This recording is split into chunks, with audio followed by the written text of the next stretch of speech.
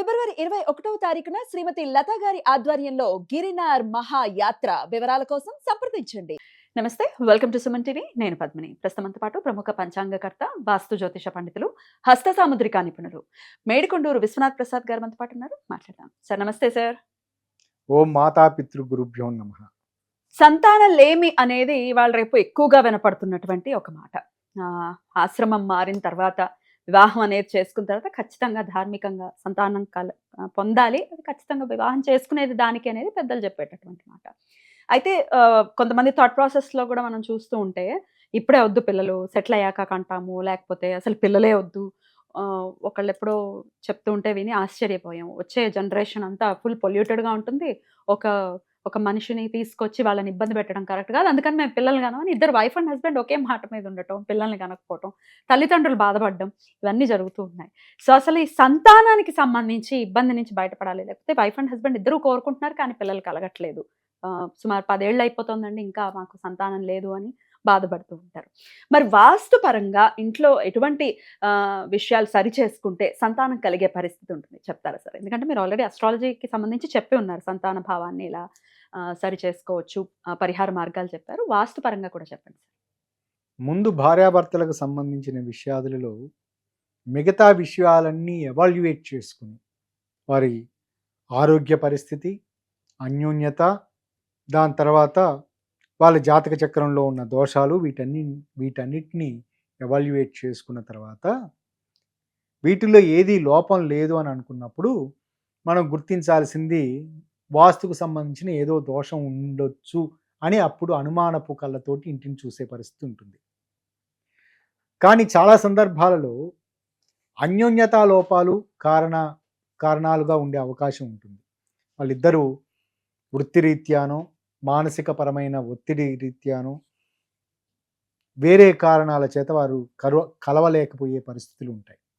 దాంట్లో గృహవాస్తుకు సంబంధించిన ఇంపార్టెన్స్ అది ఖచ్చితంగా ఉంటుంది. ఎందుకంటే ఇద్దరి మధ్య పరస్పర ఆకర్షణ పెరిగి వారి మధ్య అన్యోన్యత పెరగటానికి వాస్తుపరమైన సౌలభ్యతలు, అంటే ఇంటికి త్వరగా వెళ్ళాలనే కోరిక, చక్కగా అమర్చి ఉండే విధంగా ఇంట్లో అన్ని పొందిగ్గా అన్ని ఏర్పడి ఉండటం, అది మానసిక ఉత్సాహాన్ని కలిగించే విధంగా ఉండటం, ఇటువంటి దాన్ని భార్యాభర్తలు ఇద్దరూ చక్కగా ఏర్పరచుకోవాల్సిన విషయాలు. ఇందులో భార్యాభర్తల మధ్య పరస్పర లైంగిక ఆకర్షణ పెరగటానికి అనే దానికి మొట్టమొదట ఆలోచిద్దాం. దాని తర్వాత వాళ్ళిద్దరి మధ్య మంచి అన్యోన్యత ఉన్నప్పటికీ సంతానం కలగట్లేదు అనే దానికి సెకండ్ రెమెడీకి వెళ్దాం. ఇందులో ఉదాహరణకి వారికి సంబంధించి తూర్పు ఉత్తరం ఫేసింగ్ తోటి ఉన్న ఇల్లు అనుకుందాం. అటువంటి ఇంటికి సంబంధించి సహజంగా ఏ దిక్కులో ఉన్న ఇల్లు అయినప్పటికీ నైరుతిలోనే బెడ్రూమ్ ఉంటుంది కదా. తూర్పు ఉత్తరం ఫేసింగ్ కలిగిన సింహద్వారం కలిగిన ఇంటికి సంబంధించి వారికి భార్యాభర్తల మధ్య మంచి అన్యోన్యత పెరగటానికి, ఆహ్లాదకరమైన పరిస్థితి ఉండటానికి సింపుల్ రెమెడీ ఏమిటంటే గులాబీ రంగు కలర్ కలిగిన ఏదైనా కర్టన్ లాంటిది, సూర్యకిరణాలు తూర్పు వైపు నుంచి వచ్చే సూర్యకిరణాలు లేదా ఉత్తరం వైపు నుంచి ఏదైనా సందర్భాల్లో పడే సూర్యకిరణాలు దాని మీద పడి రిఫ్లెక్ట్ అయ్యే విధంగా, అది కర్టన్ కావచ్చు లేదా ఏదైనా ట్రాన్స్పరెంట్గా ఉండే ఒక అద్దం కావచ్చు, అది చిన్నగా ఏర్పాటు చేసుకున్నప్పుడు అనుకోని విధంగా భార్యాభర్తల మధ్య సఖ్యత ఏర్పడే ఇమీడియట్గా అది ఆ కలర్ రెమెడీ పాటించిన వెంటనే సఖ్యత వారిద్దరి మధ్య అన్యోన్యత పెరుగుతుంది. వాళ్ళిద్దరి మధ్య గతంలో ఏర్పడిన స్పర్ధలు కానీ మిగతా వేరే కారణాల చేత ఏర్పడిన స్పర్ధలు ఏదైనా ఉన్నప్పటికీ అవి తొలగిపోతాయి. అలా కాకుండా పశ్చిమం దిక్కులో ఫేసింగ్ ఉన్న ఇల్లు అనుకుందాం. అటువంటి దానికి సంబంధించి వారికి పశ్చిమ వైపు నుంచి సూర్యకిరణాలు లోపల పడే పరిస్థితి ఉన్నట్లయితే అక్కడ కూడా ఇటువంటి రంగే, కానీ తూర్పు వైపు నుంచి కూడా సూర్యకిరణాలు లోపల పడే పరిస్థితి ఉన్నట్లయితే పశ్చిమ వైపు నుంచి మాత్రమే సూర్యకిరణాలు లోపల పడే పశ్చిమ దిక్కు అటువైపు సింహద్వారం కలిగిన ఇంటికి గులాబీ రంగుతోటి ఉండే ఒక కర్టన్ లాంటిది సూర్యకిరణాలు పడే విధంగా ఏర్పాటు చేసుకోవటం, లేదా తూర్పు వైపు నుంచి సూర్యకిరణాలు పడే పరిస్థితి కనుక ఉన్నట్లయితే పశ్చిమ ముఖద్వారం కలిగిన ఇంటికి, అంటే ఇంకో వెనక వైపు ఇంకో తూర్పు ద్వారం నుంచి ఉంటుంది కూడా కదా, వస్తుంది కదా. రెండు వైపులా కానీ తూర్పు వైపున మాత్రం ఆ విధంగా ఉన్నట్లయితే వారికి పసుపు పచ్చ రంగు, థిక్ పసుపు రంగు, ఆ రంగు కట్టను ఉండే విధంగా ఏర్పాటు చేసుకున్నప్పుడు మొదటి కొన్ని రోజుల్లోనే పెట్టినటువంటిది ఏర్పాటు చేసుకున్న వెంటనే ఇద్దరి మధ్య అన్యోన్యత సఖ్యత పెరిగే అవకాశాలు ఉంటాయి. ఓకే. దాని తర్వాత దక్షిణం వైపు సింహద్వారం కలిగింది, చాలా అరుదుగా ఉంటుంది. బహుశా దక్షిణ ఆగ్నేయం నుంచి వాళ్ళకి ఉండే పరిస్థితి ఉంటుంది, ఆ, లోపలికి సింహద్వారం ఉండే పరిస్థితి ఉంటుంది. దక్షిణం వైపు ఫేస్ నైరుతి వైపు సహజంగా ఎవరు సింహద్వారాన్ని పెట్టుకునే పరిస్థితులు ఉండవు. ఒకవేళ కొన్ని సందర్భాల్లో డిఫరెంట్ వాస్తు టెక్నిక్స్ ప్రకారం ఆ విధంగా పెట్టుకున్నప్పటికీ వారికి సూర్యకిరణాలు లోపలికి తెల్లటి వస్త్రం మీద, తెల్లటి కర్టన్ మీద, లేదా తెల్లటి ట్రాన్స్పరెంట్గా ఉండే ఏదైనా గ్లాస్ మీద పడే విధంగా పెట్టుకున్నప్పుడు వారి మధ్య అన్యోన్యత వస్తుంది. ఇవి కాకుండా తులసి చెట్టు, మారేడు చెట్టు, ఈ రెండు ఒకవేళ ఇండిపెండెంట్ హౌస్ అయితే వారికి ఆగ్నేయంలో ఉండే చోట ఈ రెండు చెట్లని పెట్టుకొని వాటికి నిత్యం మారేడు తులసి కలిపి కాదు, రెండు విడివిడి కుండీలలో పెట్టుకొని రోజు కొంచెం దీపారాధన చేయటం లేదా నీరు పోయటం అటువంటిది అలవాటుగా చేసుకున్నప్పుడు ఒకవేళ వాస్తుపరమైన దోషాల కారణం చేత, మిస్టిక్ ఇన్వాల్వ్మెంట్ కారణం చేత, వాస్తుపరమైన మిస్టిసిటీ కారణం చేత భార్యాభర్తల మధ్య అన్యోన్యతా లోపాలు ఉన్నట్లయితే అవి తొలగిపోతాయి. ఇక వారిద్దరి మధ్య అన్యోన్యత కూడా ఉండి మిగతా వేరే కారణాల చేత పిల్లలు కలగట్లేదు అన్నప్పుడు ఒక చిన్న రెమిడియల్, ఇది ఏ దిక్కున ఇల్లు, ఏ దిక్కున ఉన్న అయినప్పటికీ వారు మంచి గుమ్మడికాయ, చిన్న సైజు మంచి గుమ్మడికాయ తీసుకుని ప్రతిరోజు దాని మీద ఈశాన్యం నుంచి దక్షిణం వైపుగా ఆ క్లాక్ వైజ్ డైరెక్షన్లో ప్రతిరోజు దాని మీద చిన్న గుమ్మడికాయ తీసుకోవటం, దాని మీద ఒక నిమ్మకాయ పెట్టడం, దాన్ని నిమ్మకాయ పెట్టి దాని మీద ఆ నిమ్మకాయ మీద చిన్న ఆరతిలాగా ఒక ఇది వేసుకుని వాళ్ళ చుట్టూరుతా క్లాక్ వైజ్ డైరెక్షన్లో చుట్టూరా ఒకసారి సంధ్య వేళలో కానీ, ప్రాతః సంధ్యలో కానీ, సాయం సంధ్యలో కానీ భార్యాభర్తలు ఇరువురు ఒక పర్యాయం రౌండ్ చేసి, అంటే ఇల్లు మొత్తమా అక్కడి నుంచి మొదలు పెట్టుకుని ఈశాన్యం నుంచి మొదలుపెట్టి క్రమంగా ఇంటి చుట్టూ, అంటే ఈశాన్యం నుంచి ఆగ్నేయము దక్షిణము ఆ విధంగా ఒక రౌండ్ వేసి, ఒక రౌండ్ చాలు, ఎక్కడి నుంచి అయితే ప్రారంభించారో ఆ ప్రాంతానికి వచ్చి అక్కడ దాన్ని వదిలేసేసి ఆ పైన ఉన్న నిమ్మకాయ ప్లస్ ఆ ఆరతి. సహజంగా మనం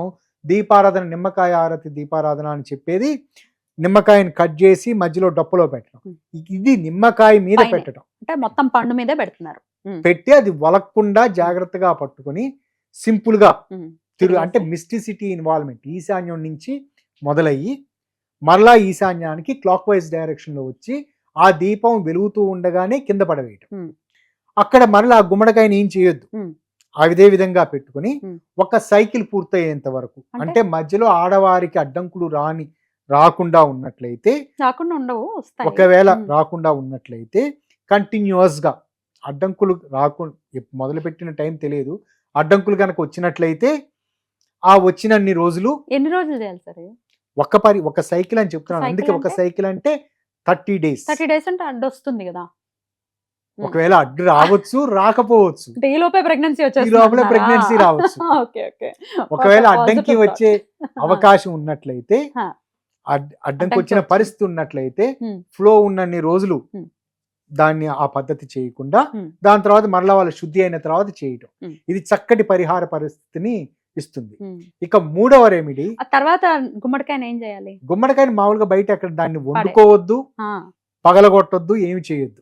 నిమ్మకాయని ప్రతిరోజు మార్చాలి, ప్రతిరోజు నిమ్మకాయ మరి పాడైపోతుంది కదా దాని మీద దీపారాధన చేసిన సందర్భాలలో.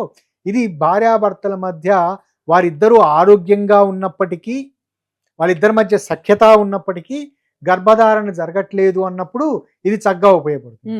ఒకవేళ వారిద్దరిలో తెలియని విధంగా డాక్టర్లు కానీ ఆధునిక పరీక్షా చికిత్సా విధానాలకు అందని ఏదైనా అనారోగ్య పరిస్థితి ఉంటే అది తెలుసుకోవటం, దానికి నివారణోపాయాలు దొరికే అవకాశాలు ఉంటాయి. ఓకే, కాబట్టి ఇది చక్కటి పరిహారం. ఇంకా మూడవది, ఇక్కడ ముందు ఎపిసోడ్స్లో వాస్తుకు సంబంధించి వివరించినట్లుగా ఈ పైన ఇంటి పైన మనకు తూర్పు వైపు నుంచి పశ్చిమ వైపు నుంచి ఇల్లు రెండు వైపు నుంచి ఇది ఉన్నది అనుకుందాం, సూర్యకిరణాలు పడే పరిస్థితి ఉందనుకుందాం. అటువంటి సందర్భాలలో తూర్పు వైపు నుంచి వచ్చే సూర్యకిరణాలు మ్యాక్సిమం ఎంతవరకు పడతాయో అది నోట్ చేసుకుని, పశ్చిమ వైపు నుంచి వచ్చే సూర్యకిరణాలు ఎంతవరకు మ్యాక్సిమం వస్తాయో చూసుకుని, ఈ రెండిటి మధ్య వ్యత్యాసం టోటల్ లెంత్ కంటే 1/3 కంటే ఎక్కువగా ఉన్న సందర్భాలలో పశ్చిమ వైపు కానీ తూర్పు వైపు కానీ లెంత్ ఎక్కువగా ఉన్న హాల్ కానీ, సపోజ్ తూర్పు వైపు ఫేసింగ్ ఉన్న ఇల్లు అనుకుందాం, హాల్ తూర్పు వైపు ఉంటుంది, డైనింగ్ రూమ్ మధ్యలో ఉంటుంది, వెనక వైపు ఉంటుంది, పశ్చిమ వైపు. ఒకవేళ పశ్చిమ వైపు ఉన్న ఇల్లు అయితే హాల్ ముందు వైపు ఉంటుంది, వెనక వైపు డైనింగ్ ఉండే పరిస్థితి ఉంటుంది. ఈ రెండిట్లో ఏది పెద్దదో దాన్ని స్క్వేర్గా ఉండే విధంగా, అంటే పొడవు వెడల్పు సమానంగా ఉండే విధంగా పైన రూఫ్ కంటే ఒక 6 అంగుళాలు కిందగా, అంటే తుడుచుకోవటానికి వీలుగా ఉండే విధంగా ఒక అడుగు వెడల్పు ఉండే ఒక చెక్క బద్దని వేసినప్పుడు వారికి మిగతా రకమైన మిస్టిక్ ఇన్వాల్వ్మెంట్లు ఏమున్నా తొలగిపోతాయి. వాటితో పాటుగా ఈ కలర్ కర్టన్స్ రెమెడీ అవి బాగా ఉపయోగపడుతుంది. రెండవది ఈ అది సాయం సంధ్య వేళ కానీ ప్రాతః సంధ్య వేళ కానీ చేసినప్పుడు మొదటి నెలలోనే వాళ్ళకి మంచి ఫలితాలు ఉంటాయి. ఎంతమందికి ఇచ్చారు ఇది, ఎంతమందికి పనిచేసింది సార్ ఈ గుమ్మడికాయకి సంబంధించి? దాదాపు ఒక 60 చిల్లర. ఎందుకంటే సంతానానికి సంబంధించి 100% అక్యురేట్సీ ఉంది మీ దగ్గర, అంటే కరెక్ట్ గా రెమెడీస్ ఇస్తారు, పిల్లల్ని ఆ దంపతులకు అంటారు అనేది వింటూ ఉన్నాం మేము.